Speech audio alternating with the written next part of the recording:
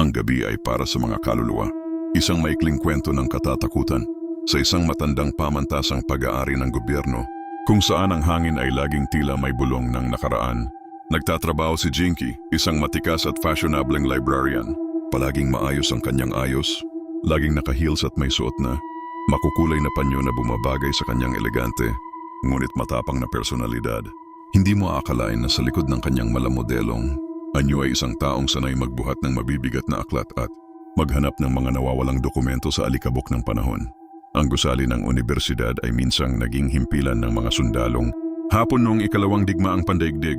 Dito ikinulong, pinahirapan at pinatay ang maraming Pilipinong bihag.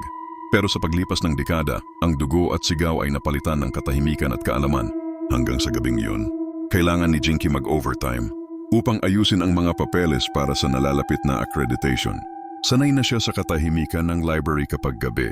Ang tunog lang ng electric fan, ang pag-flip ng mga pahina, at ang malamyos na boses ng kanyang paboritong DJ sa FM radio. Ngunit pagsapit ng alas 8 ng gabi, nagsimulang marinig ni Jinky ang tila mga ungol ng taong nasasaktan. Unay mahina, parang pabulong lang mula sa koridor. Hanggang sa unti-unti itong lumakas, may humahagulgol, may sumisigaw ng tulong. Sa putol-putol na Tagalog, napakunot noo si Jinky.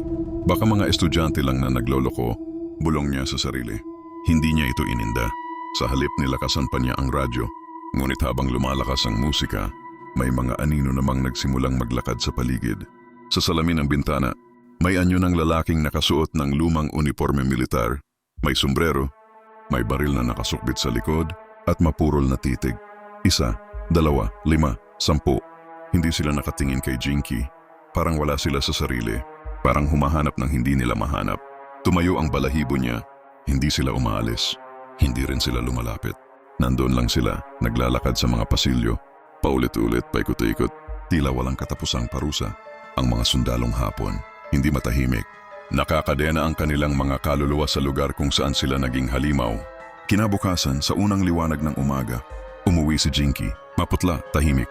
At mula noon, kahit gaano karami ang kailangang tapusin, sinisigurado niyang tapos na siya sa trabaho bago mag-alas 5. Ang gabi, anya sa kanyang sarili, ay hindi na para sa atin.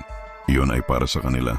At sa bawat pagsapit ng dilim, ang mga anino ng nakaraan ay muling sumasayaw sa pasilyo ng lumang gusali.